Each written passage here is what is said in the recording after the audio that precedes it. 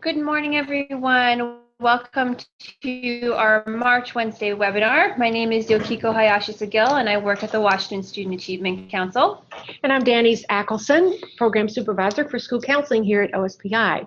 Thank you for joining us today. So today I have the pleasure of being the presenter. Normally I'm sort of the shepherd, but today I am presenting on college and career advising for special populations. So let's get started. Before we go into it too deep, I would just kind of want to do a quick introduction into who we are at the Washington Student Achievement Council. We are a 9-member council, which serve as students, as leaders in the community, but we also have 110 staff members who work at the Washington Student Achievement Council, and what we do is we promote access to students through financial aid and assistance and programs, and that's part of why we're talking about how you can assist special populations. So in today's presentation, we're going to have a better understanding of who the special populations are, how you can identify them in your school, how to build support systems, how to explore the college application and financial aid processes, and ways that you can help students transition into education after they leave high school.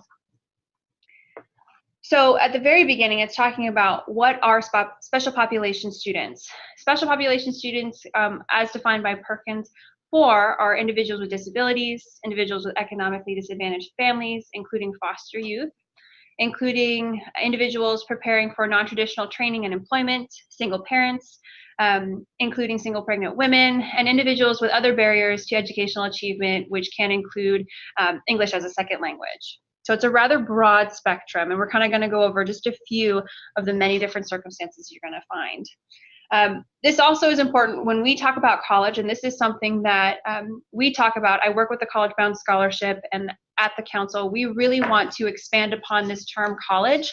A lot of times when we're talking about supporting students, it's very much in the mind frame that we're only talking about 4-year.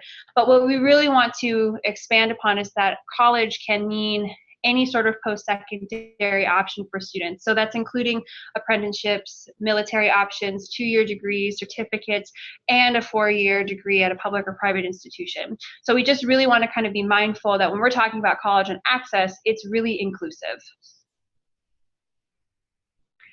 So understanding and identifying students from these special populations can be sort of a plethora of different options, but here's just a sort of list that you can take a look at.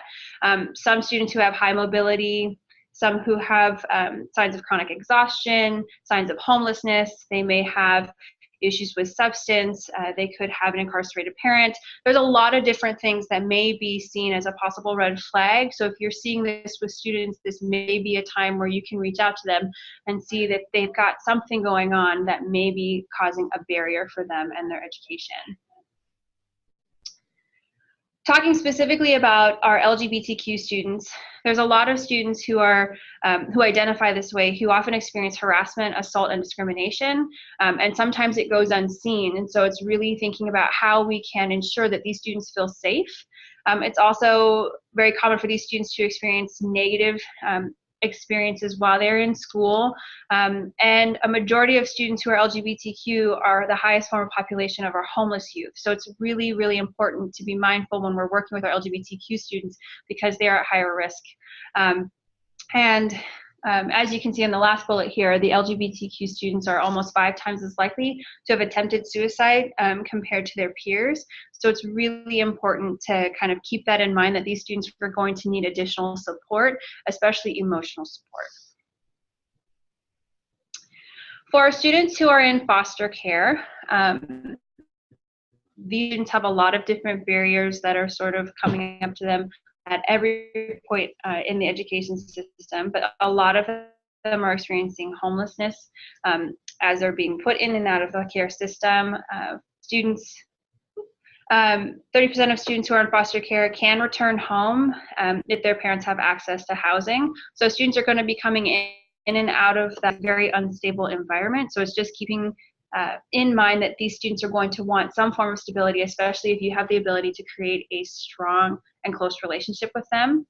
Another part on this slide is the 25% of youth who are aging out of the foster care system are experiencing homelessness. Once they are out of foster care, once they are out of that support system, how do they ensure that that transition is smooth? And so these students are at risk if they don't have a support system in place. And then as it says in the last bullet point, research shows that 70% of students who are aging out of foster care plan to attend college, but really only 3 to 11% are able to actually complete a bachelor's degree. So that's one of those things when we're talking about college as an access point, being mindful that some students who are coming out of the foster youth system may not have the best track record to go straight into a 4-year degree. They want to make sure that they have access to a lot of different opportunities and supporting what may be the best option for them. For students who are experiencing homelessness, homelessness can be found in every community. It's not just one type of community that experiences this. And homelessness has been increasing.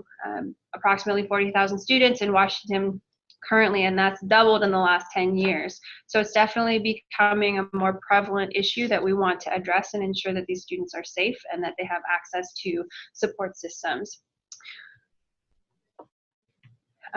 Talking about Dreamers, so this is something that we talk about a lot in our office. We're talking about state financial aid and opportunities for our students who are undocumented. Washington State has the 10th largest population of undocumented individuals in the United States. The top 5 countries include Mexico, Guatemala, India, Vietnam, and Korea. A majority of these individuals have lived in the US for more than 10 years, and they have a large age group between 25 to 34. And if you see here, 51% of our undocumented individuals are 25 and older, have at least a high school diploma, and about 25 or 27% have some sort of college credit. So I think what's really important here is that if you've ever had a chance to see the map of where our undocumented or DACA recipients are, there's a really large pocket kind of going through the center of the state, and that's where we have the majority of our DACA recipients, which is recipients of the federal program, the Deferred Action for Early Childhood Arrivals program. And so at this point, it's just thinking about how we can support those students and how we can continue to provide them with access points to support not only while they're in K through 12, but when they're in the higher ed system. For students with disabilities, these students face challenges transitioning through the education system that their peers do not. So students who have disabilities, there are about 16% of our K through 12 population in a study that was done in 2015. And unfortunately, despite the efforts that we've had in order to improve these graduation rates and post-secondary attainment, it's still not as high as and still not where we would like it to be. So it's really, really something that we could focus on, especially when we're supporting these students.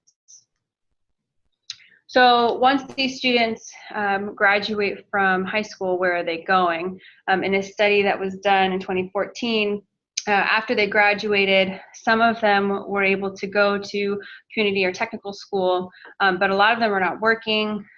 Some are at a 2- and 4-year, but it's just kind of giving you a picture of where these students were once they graduated. And so we want to make sure that we're ensuring that there are options available and that we're trying to explore what options are best suited for our students. So now that we've sort of talked about identifying these different populations, it's how we can build some support systems to ensure that these students are able to thrive. So what's really important is that students have networks, and these networks include individuals from all different positions, all different places in their lives. There's no one standard way to find someone who's a support system. So this can include a student's parent or guardian, administrators. I think something that's also really important is that you have different people who are school staff who can really be impactful, who are working with these students. So building that referral network, working together to support these students doesn't just happen in a traditional relationship. It can happen with sort of this wraparound approach where there's a team of people who are working to support these students. Some recommended practices, if your school has any formal or informal processes that you use for identifying students, do you think it could be more inclusive of populations that you serve? Do you think it could be improved? Do you believe it's safe and ethical and that it's confidential and it helps you refer students to the appropriate support systems? And do you think that staff are aware of what this process is? Because you may have someone who's coming in who is new to the school, who maybe doesn't have access to this information, but wants to be supportive and encourage and work with students. So it's just being mindful that these practices are well known, that they are able to be accessed, and that these students are at the at the core of what's happening, getting the support and resources that they need. If your school doesn't have a referral process, do you think that you can develop something? So this is something to sort of think about. If there's nothing formal in place, thinking about how you could make something with your team or with your colleagues to start this process. So you want to think about what information is readily available to you, to your peers, and then think about how you might be able to gather that information from the students and their families in order to create this system. To build the system, you want to connect to your community resources. You want to build awareness of ways that you can create a safe and supportive environment for these students, and also be able to prepare to educate your colleagues, because it is a poor choice to assume that everybody has the same awareness level. So we want to encourage everyone to be exposed, to have access, and then also be willing to reach out and educate your peers. Another recommended practice is a school or community could create a guide to resources. That's an easy way where you can connect the populations to the resources you have. If you have a guide, make sure that you're reviewing it, make sure that it's updated, that it's current. If it can be updated, make sure that you can update that information. If you don't have a guide, you can get one started by talking to the school social worker, someone from the United Way, DSHS, or a faith-based organization that does this work. And if there is no resource guide available to your community, you can consider creating one, or conducting an audit for the different resources that you have available to you. So start reaching out and start thinking about how you can create your own. But I'm a huge fan of not having to reinvent the wheel. So if you can reach out to your colleagues and find peers who are interested in supporting students and start building that network, it makes it a lot easier to start building resources from there. If you're not sure where to find those resources, so if you're sort of working towards this but unsure where to go, there's a lot of resources available to you. 211 is a really great resource where you can reach out. The United Way does a lot of support and financial support, programmatic support to a lot of different programs. The Salvation Army, there's PFLAG, Military Child Education Coalition, and then there's DACA for undocumented students. So when you are at the point where you're trying to determine who these special populations are, how we're supporting them, it might be a great practice to do a climate test to kind of see where your school is, to see what your students are doing, to see how they feel they're being supported, and to think about what your colleagues and administrators are doing to support these students as well. And we have a resource here where you can start to think about doing a climate test. For academic progress and planning, it's important to educate and inform your colleagues. I think I've said this before and I'll probably say it again. It's always about including and trying to provide the most information you can to make sure that everybody's on the same page about the resources that are available, or that we're constantly looking for new ways to support students. You can brainstorm different ways with your colleagues or with your peers or your network to think about different ways we can better support and develop self-advocacy skills for students, because resilience is really, really important. Encouraging these students to persist and be resilient is definitely something we want to do. Think about how you can develop some strategies for these students to overcome some of the barriers that you know may be something they're going to come up against. So preparing them, encouraging them. And then build an awareness of the state and local policies and procedures regarding credit recovery, alternative graduation options, and the appeals process for graduation. So talking about college exploration, admissions, and financial aid. So for post-secondary exploration, you want to make sure you're thinking about, when you're supporting these students, what kind of needs they have and how when they get to their post-secondary option, this is going to be something they need to seek out. They need to understand what their resources are and what different college campuses have available. So you want to identify what different colleges or institutions have. College campuses are going to have different, they call them access services or disability services available for students, but there's other resources like the Multicultural Center, or there could be a place for foster youth. I have seen college campuses where they have an entire system built up for their foster youth who are enrolled. We also will be sending out some documents about students with disabilities that we have recently come across, because you know, when a student has an IEP, an individualized education plan for those students who are in special education, that IEP does not follow them to college. Right. Mm-hmm. And so they become, of course, you know, we want to encourage them to be advocates for themselves because they are under the ADA Act, but there are certain things that they can do to help. So we will be also, when we send out the PowerPoint, either later today or early part of next week, we will be sending those documents as well so that you can take a look at them. They're very good. Mm-hmm. Yeah, and to kind of piggyback off of what Denise was mentioning, when I used to work at a college campus, we had an office called Access Services, which was an amazing resource for our students, and they did a lot of advocacy work on campus to encourage the entire campus to be aware of some of the barriers that students may be facing, a lot of it having to do with building accessibility, thinking about what sort of resources a student may need when they come to a college campus. And I think this is where that self-advocacy piece comes in, is that we have to encourage students to reach out, because college campuses are not going to assume that a student is going to need assistance. It may offer it, but it's important for a student, if you're working with them, to reach out and to make sure that they are asking questions. They don't have to have the right question or the perfect question, but to be willing to step out of their comfort zone and to ask for some assistance if they need that push. There's a great point here of create a plan for a campus visit with a targeted special population of students. So this was something that when I worked at a college campus in Oregon, we would have a lot of different cultural organizations reach out to our campus because we had a high population of Hispanic and Latino students. So it was great for students to see representation of students who looked like them, who are being successful, who are enrolled on a college campus, to then encourage them to serve as that peer leader. And they did lots of different events like this throughout the entire academic year to encourage students to be able to see themselves living, working, and attending on a college campus. So thinking about having those created or targeted college visits is a really effective tool, because this works for any student who's interested in going to a college campus. If you can envision yourself there, it makes that next step a whole lot more exciting and a lot more visible and doable. So there are students who want to have access to fee waivers or could access fee waivers. So this is something we kind of wanted to talk about, is that there are fee waivers available for students for testing. So there's different information about different college exams. You want to consider there are different places where you can present this.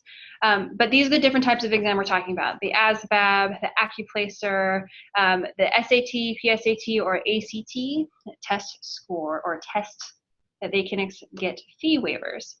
So for students who may think, I can't afford to take the SAT or the ACT, I don't have the funding, there are options for them. So the fee waivers are available via the counselor. They can qualify with free reduced price lunch. There are Gear Up fee waivers, so if a student is attending a Gear Up school. So students want to make sure that they take advantage of this before the window closes. There is not an unlimited amount of these test waivers out there, so they want to be encouraged to reach out to the counselor, or if you know, you want to make sure to encourage your students to take advantage.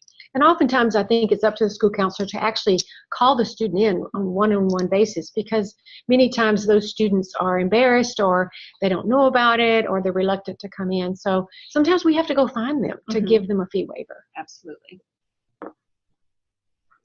And then there's AP exams. So AP test waivers are available for students, and there is not a limit for that. And then to qualify for the AP waiver, students have to be on free reduced price lunch, and then waivers are administered at the school with the AP test. So if you have questions about the test fee and how to get that waived for your students, you can click on the link below, and we'll include this in our presentation we send out later.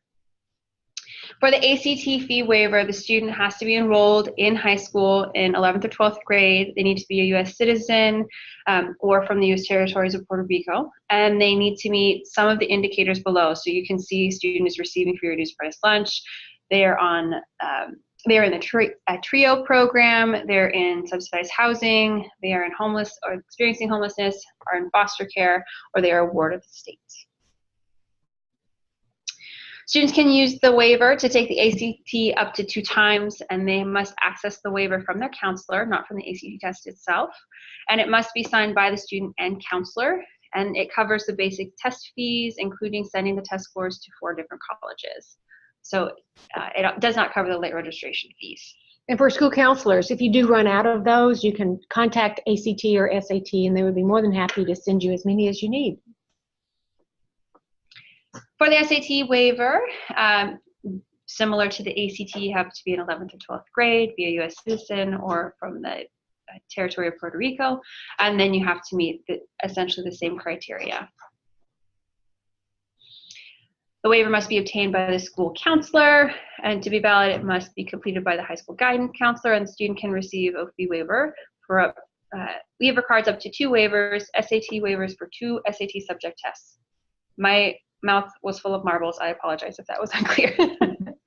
It's on the slide correctly. And it covers the basic test fees, including sending the test scores to 4 different colleges, and then up to 4 requests for the waiver. And then the college application fee waiver should be included with the student's application. So this is something that we would receive when I worked in admissions. We would get students who would inquire about the fee waiver or the application fee waiver. If they have questions or concerns, you can always reach out to the admissions office or have them clarify with you, the counselor. Testing accommodations. So this is something that's really important for a lot of our students who may need some sort of support while they are taking tests. So if a student needs accommodations, they need to have either an extra large textbooks or they need more time, they can work with their counselor to apply. The paperwork needs to be submitted in advance, so that's something you want to be aware of. And some accommodations means that the student may be taking the test for a longer period of time. For test prep, students can use free online resources to become familiar, take time practice tests, and then taking the state exams like the SBA or different AP tests can actually improve a student's performance on the SAT or ACT. Preparation is key. And we do know that the Khan Academy through AC or SAT does have a free source for people to go to for test prep. For some online practices for students, they can check this out. So just as Danny's mentioned, there's the Khan Academy. I used Khan Academy when I had to take statistics to do some prep work because it had been a while since I'd taken a math class, and so it was very, very helpful. I can vouch it's a very useful tool. Some best practices on how you can share some information. This is something that I talk about all the time because in our office, we are talking about financial aid every single day. And so talking about financial aid for students in Washington means that we need to be mindful that it's inclusive. So we are fortunate enough in Washington State for students who have a federal status to apply for the FAFSA. So if a student is a U.S. citizen or an eligible non-citizen, they can apply for the FAFSA. But we have in Washington State the Washington Application for State Financial Aid, and this is available to students who are undocumented. So this allows students to have access to state need grant, and if they are a DACA recipient, they can have access to the College Bound Scholarship if they applied in middle school. So when we're talking about financial aid in Washington State, we really want to say a financial aid night, or we're putting on a financial aid event, not FAFSA, because there are 2 applications. And I always say, to me, it does not matter which application you do, it matters that you do a financial aid application. So when we're working with students, it's just being inclusive and saying it's FAFSA and WASPA, or we're doing just a financial aid night. So specifically in mind being inclusive, when we're talking about supporting our undocumented students, these are students you may not know are undocumented. They may not express this to every person, but it's important for that information to be unilateral in the state. If a student is going to apply for the WASFA, if they are undocumented, they're going to go to the Ready Set Grad website, and they are going to go to the WASFA page. There's a little screenshot here of what it looks like. It opens the same day as the FAFSA, which is October 1st, and we want to encourage these students to apply as early as possible, because it's important for them to access the aid, because as we have it currently, the state need grant is on a first come, first served basis. What's important here is that, as I mentioned before, we want to say that students apply for financial aid. No application is more important than the other. But if you are supporting students and you are unsure if a student is applying for the FAFSA or WASFA, or which is the most appropriate application for them, I encourage you to take all your students to this site and to click on the Start a New WASFA, which is on the left-hand side. So you'll see here in the Money for College on the website, there is Start a New WASFA and Login. If you click the Start a New WASFA, there is a 5-question questionnaire, and it walks students through a scenario which helps us determine whether or not they should apply for the FAFSA or WASFA. So they answer the 5 questions, and it will direct them to the appropriate financial aid application. So students will either be directed to the FAFSA and say, it looks like you should apply for the FAFSA, you should go to this website, or it looks like you should start a WASFA, and it will allow students to go in and start to create their profile and start working on creating their financial aid application. So this is a really good standard practice. So this way, all students are sort of normalized into the practice that everybody applies for financial aid, everybody goes to the website, they fill out the questionnaire, and then they are spit out to the appropriate financial aid application. And then if you have ever helped a student apply for financial aid with the FAFSA or the WASFA, you should notice that they mimic one another. So we have designed the WASFA to be able to mimic and have the exact same questions. And I've heard, and we've done it before, but we've gotten feedback that people believe filing the WASFA is actually a lot more user-friendly than the FAFSA. So it's pretty straightforward and easy to do, but if you ever have questions, you can always reach out to our office. When we're talking about supporting our undocumented students or dreamers, we want to make sure that we're really inclusive and we're talking to them about what their resources are. So as you can see here, there are lots of different aid opportunities for our undocumented students. This can include institutional aid. They can have access to the state need grant if they meet the residency requirements, and they can have access to private scholarships and private loans, but they will not have access to federal financial aid because they do not have a federal status. So just being mindful, and I would always encourage you not to guess which the student or what the student status is, but to be supportive and inclusive and give them the appropriate information. Some best practices in supporting our undocumented students: you want to be able to provide translated materials, encourage financial aid nights, as I mentioned before, make sure that we're partnering with students, parents, and guardians. If you have questions, you can contact the Northwest Immigrant Rights Project. There are some resources for undocumented students for myundocumentedlife.org, United We Dream.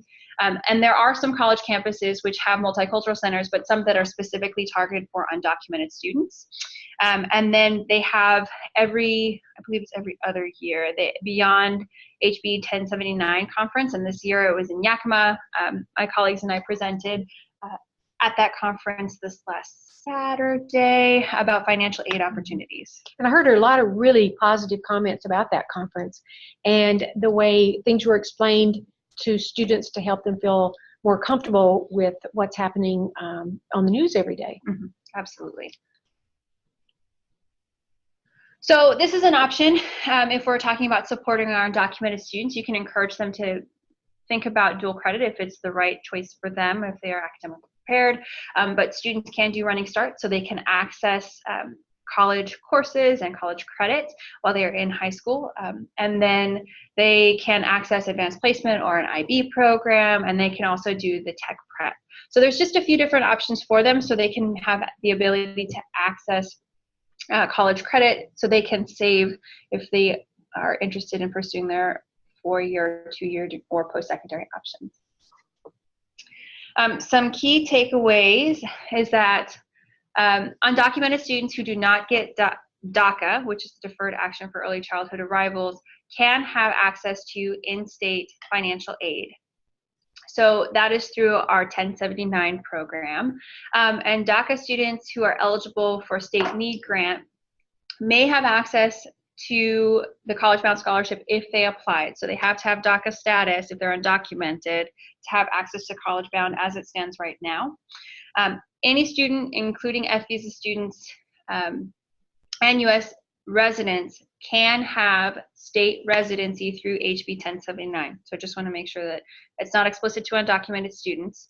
And it's also really important to say that schools can't ask if a student is undocumented. So this is something that we kind of put out there. Nobody should be out there asking for a student status.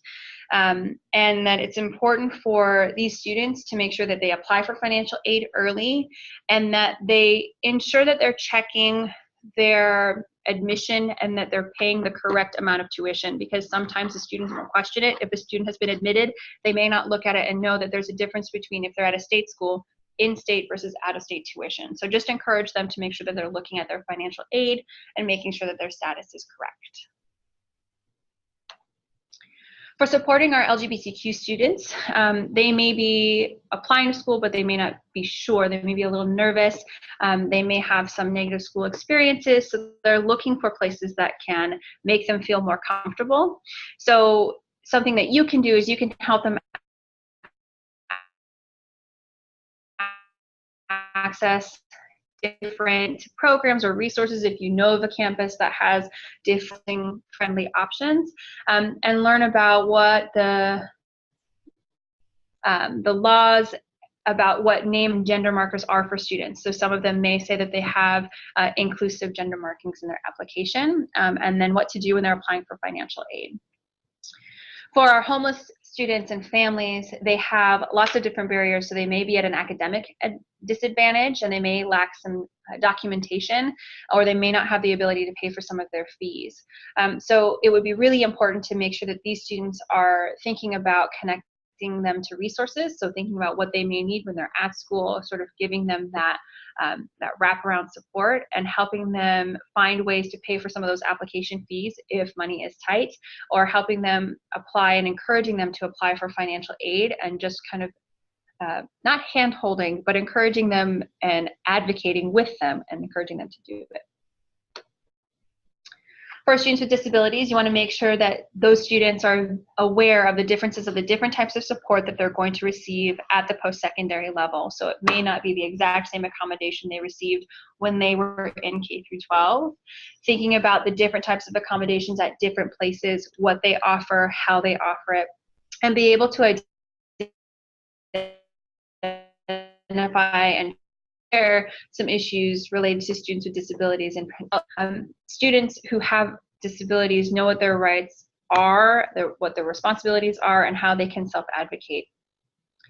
For our foster youth, a lot of these students, when they enroll, they struggle academically, and they may find it difficult to find stable housing. They may be having issues with their physical and mental health, and they may not have the access to employment, or if they have children, to childcare, or maybe facing incarceration. So it's something that's important to think about. There's so many variables when we're talking about foster youth. There is no one standard way that a student goes through the system. So just being encouraging and supporting with the student and making sure that we are trying to break down barriers for them and just making sure they have as much information as possible. For financial aid, if a student is in foster care at any time after age 13, they should complete the FAFSA as an independent student.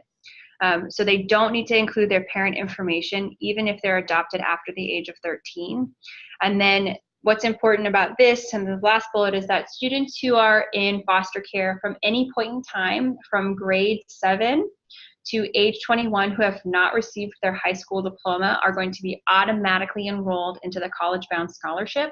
So this is the program I work for, and we have a lot of students who are foster youth who we attempt to contact and let them know that they've been enrolled into the College Bound Scholarship, but we sometimes do not have access to the most updated mailing address or contact information. So we attempt to notify them, congratulations, you are now enrolled in the College Bound Scholarship.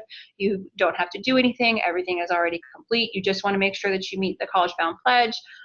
But we have a hard time keeping up with all of the different places that these students are moving. So if you are working with a foster youth student, or you know who's a former foster youth, encourage them to reach out to the College Bound Scholarship office if they're unsure and they say, I've never heard of that. You can always tell them to give us a call at the College Bound Scholarship, and we'd be happy to look it up and ensure we have the appropriate contact information, so that way they keep up to date with the scholarship and its resources. Some different resources for foster youth. There's independence.wa.gov, which is a really great resource which talks about a lot of the different programs that are available. The Gear Up for Washington State Gear Up program has created a fantastic transition toolkit specifically targeting our foster youth students. And then there are a lot of other resources that they have available talking about how these students can pay for college. There are some there are some different programs that can support these students. A large one is the Setup program and the Passport to College program, which is a scholarship for foster youth, the Education Training Voucher, and this is something that students can use if they are foster youth to pay for any sort of expense that is college related. So it can help them pay for their books, it can help them pay for transportation. So it's really important to have them reach out because they have access to funds, and a lot of times students just don't know that the education or ETV program exists. So it's a really great opportunity. There's the Governor Scholarship, College Bound, as I mentioned, the Make It Happen Camp, and Independent Living and Medicaid to 26. So these are just some of the support programs that are available. For on-campus support for students, college campuses have a lot of different resources that are available to students from all different types of populations.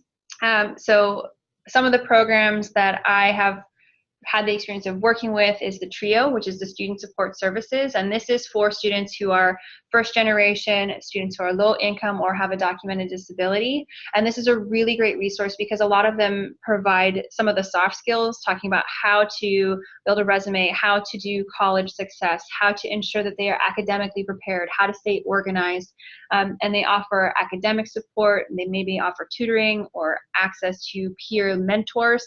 So I highly encourage, if you have a student who meets one of those criteria, to inquire about the TRIO support services. There's the College Access Assistance Migrant Program, or the CAMP program for our migrant students, the Campus Disability Services offices, and the First Year Experience. So those are some really great and common offices that you'll find. I would also encourage you to think about promoting any sort of access to a multicultural student services office. You have a lot of students who may be first generation or may want to see representation of students who look like them, who have lived like them on their college campus, and having access to a multicultural student services office could be key into building a sense of community. And this is, I think, true for all students who go to a college campus, is that they want to feel like they belong. Imposter syndrome is a very common thing for college students who go to college for the very first time. They don't think they belong, they don't think that they're worthy, but they are, and they deserve to be there. So finding the ability to build community is really, really crucial. Coming up onto some of the last bits here, transitions for students. So the transition to college and summer melt. So this is a really big thing. We see this happen where students apply for admission, they get admitted, they commit to enroll, they sign and say, I'm gonna go to this college campus in the fall, and it's gonna be fantastic. But then for whatever reason, something happens. Either the student decides they don't want to do it, or they're scared, or something happens that prevents them from actually enrolling.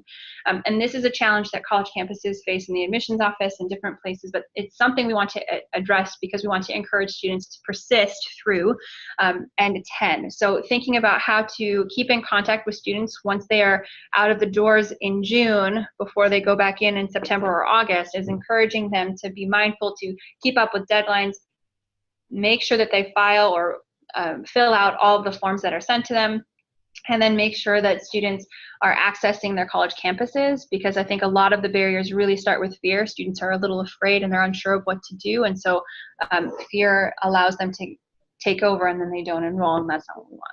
So in our question and answer box, we've been asked to address the differences between accommodations versus modification, especially between the K-12 system and the college system. So like I said, we're going to be sending some documents that are kind of new to us, and they're excellent. But just remember that students who are in the K-12 system have an individualized education plan or 504 accommodation plan, and that does not carry forward to when they go to college. So the student has to then learn how to advocate for themselves, so the mention of all the things that you talked about earlier where they can go for help, the students will need to do that in order to receive modifications or, those kinds of things. Parents are not allowed to go and advocate for their children. It is up to the student themselves to do that. And I know that you've had experience in working with students who need accommodations or modifications. Yeah. So for students who are on their college campus, or once they get to their college campus and they've been receiving support in the K through 12 system, they do need to reach out to those offices. And every campus has a different name for it. So they may call it disability services, they may call it access services, and they could offer things like note takers. They could offer accommodations for testing, so students may have more time to do a test. They may have access to do books on tape or to do readers, or transcription services, so a student can do talk to text when it comes to writing out their essays. It very much depends. So they're going to have to reach out to whichever office it is. At Evergreen, they call it access services. They call it disability services at the campus that I worked at. So they want to make sure to reach out, because there are so many different ways in which that would happen. But those accommodations don't happen unless the student contacts that office. That's a very good question, though. So in kind of pulling that in, some best practices for students as they're transitioning, as they go into that college campus or college life, make sure that they set some realistic expectations, that they have access to accurate and timely information about what's supposed to happen. I think as counselors, we could really use sort of a common explanation about what happens to students. Like, oh yes, you're going to be receiving information if you're living on campus. They're going to tell you, you're going to have to select where you're going to live, and they're going to tell you, and you're going to have to pay for it. You're going to see bills. That's totally common to see a bill for tuition or for your living expenses. And then just saying, like, don't worry, you don't have to have all of the answers. They're just reaching out and informing you of what you've been receiving. And then encouraging them to find those resources on campus, because as much as we would love for us to be able to walk these students through every step of the way, we can't do that. And once they're off of your campuses, they should be finding that support on their next campus. There are a ton of different transition resources available through the Gear Up website. So they have some for families, they have handouts, they have resources to allow students to navigate. There's just so much out there. Beth Kelly just does so much work. I don't know how she does it. It's insane. And then this is just a really great one to kind of keep in mind. So if you still need support in signing up your students for financial aid, the 12th year campaign, which is incorporation of the college application campaign and financial aid campaign, which is to encourage as many students to apply for admission and financial aid as possible. Hopefully we could get all of them. And so if you're still interested in receiving some of those resources, so many of them are available online. So if you still have those stragglers that haven't filed for financial aid yet, you can still do that. Or if you need some support, or if you're walking through something and you're not quite sure what to do, always feel free to reach out to the 12th year campaign. We'd be happy to help. And then we are doing some March workshops. Oh, I forgot to update this slide. So we are doing some workshops this spring.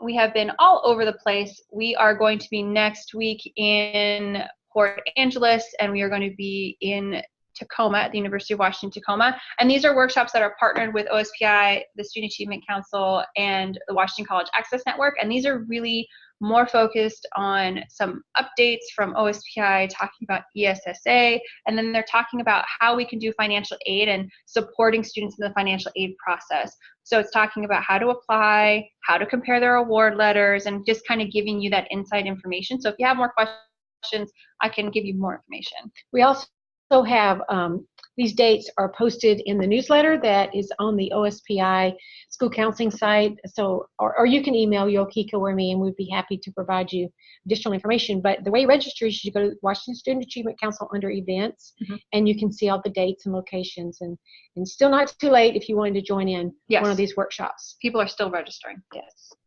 So if you have any questions whatsoever, you can absolutely follow up with me. I'm Yokiko. I am not hard to find. I'm the only Yokiko who works at the Washington Student Achievement Council, so it's not hard to find me.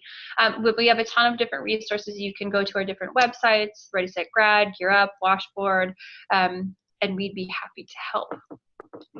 So we did have one question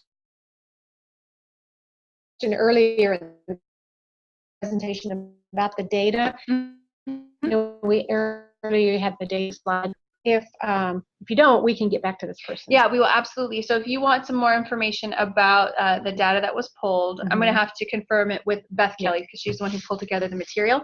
But we'd be happy to share, and I have a feeling she's probably put it in the notes of the presentation. Okay, sounds good. Yes, and we'll be sharing this. All right. Are there any other questions? Before I hand out, no questions that I see. So I would just like to thank Yokiko for doing such a great job.